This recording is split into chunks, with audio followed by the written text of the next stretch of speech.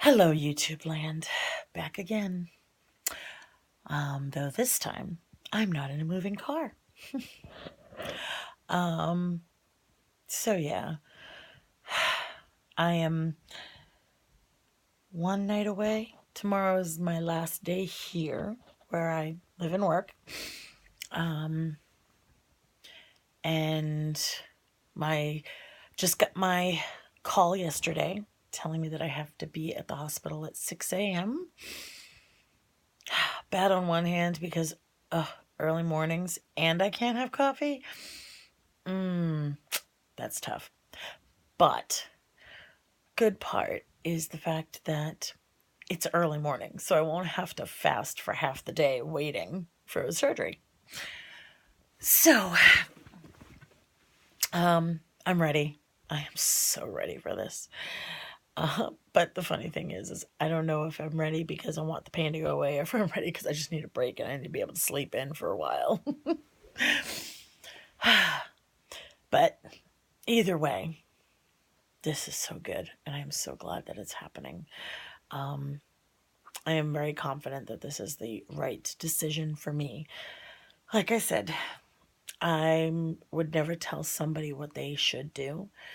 I can only tell them from my experience. And like I said, from my experience, ask questions, look into something. If you don't know what it is, check it out or ask somebody what it is. I will tell you, I am very impressed with the hospital that I am going to. I've had to do, of course, blood tests and all that stuff, but they also do the nasal swab to check for bacteria and then they always I was also told that they'll give me a dose of antibiotics beforehand anyway. And then they also give you this pre-surgical scrub. It's actually the same stuff that they use for their hands for surgery. So I was kind of impressed. But they give you this, and I'm instructed to take a shower the night before and a shower the morning of with it. And it prevents infections. It'll like help to prevent extra bacteria. All the little things. But ask questions, because if you don't know and you don't ask, then you don't know.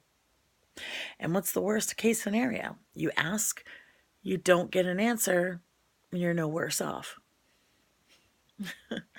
Anyway, so yeah, I am in my room, ready to go to bed. It's 9 o'clock at night, and I'm exhausted. And that's just really kind of pathetic. But hey, I've got the room all packed up. All my stuff is at the new room that I need. I have just enough here to get me through the next couple days. Or actually, yeah, next couple days. I've already taken care of my stuff at the post office, shipped off a package that I needed to. I've organized all of his meals for the next couple days. I have already written up his med list and taken care of everything that he needs taken care of before I leave. It's a little tough for me because it's not just preparing for me. It's not just making arrangements for me. Yes, I need to focus on me, and that's why I'm doing this surgery. But I'm responsible for another human being right now. That's my job. That's what I get paid for. So I need to help to make sure that I'm not also causing him more harm. So I've tried to make this as stress-free as possible.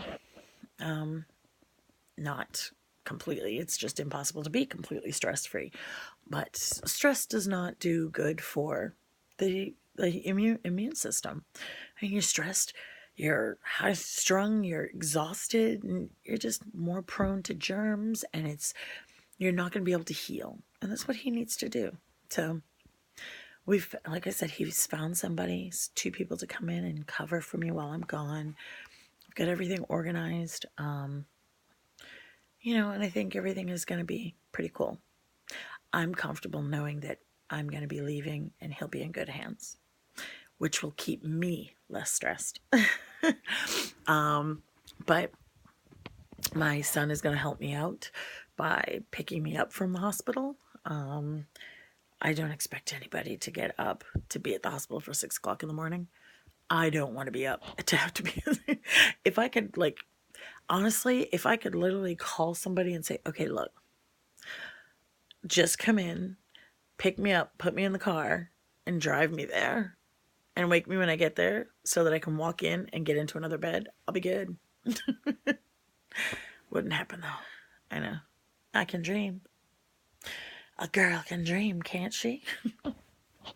Anyway, I'm having way too much fun videotaping all of this. It gets out of my head. And I think this has been a huge help for me. I'm not saying that everybody should do it. But getting it out of your head is a huge thing. This has been a lot of work, a lot of mental stuff, and it's kind of scary. It's like, yeah, I'm going in for major surgery. It's not just, I've had surgery before. I've never thought about it, I've had my gallbladder out. I've had 2 C-sections, so I've never really thought about it. But I think what's kind of weird about this is that they're not just cutting into me, they're going into my spine, So on one hand, it's kind of creepy, kind of scary, but not as scary as the thought of having to live the rest of my life like this. I can't go on feeling like this, knowing that there's a possibility that I can get back to normal. I mean, as you can see, I am not what you would consider an avid hiker or an avid outdoorsman. I am not sports junkie. Chocolate junkie, maybe. Karaoke junkie, definitely. But I'm driving by and seeing people going out hiking. And I used to go for small hikes. I'd go for walks. Where I used to live, we had 2 dogs. I miss Finn and Ellie so bad. But my son and I used to take them out and we'd go for hikes. When my son lived up here before he moved to South Carolina, my other son, him and I used to go on hikes, just like nice walks, not like hikes. And it was nice, and I look at people now and I'm just like, oh, I really wish I could do that.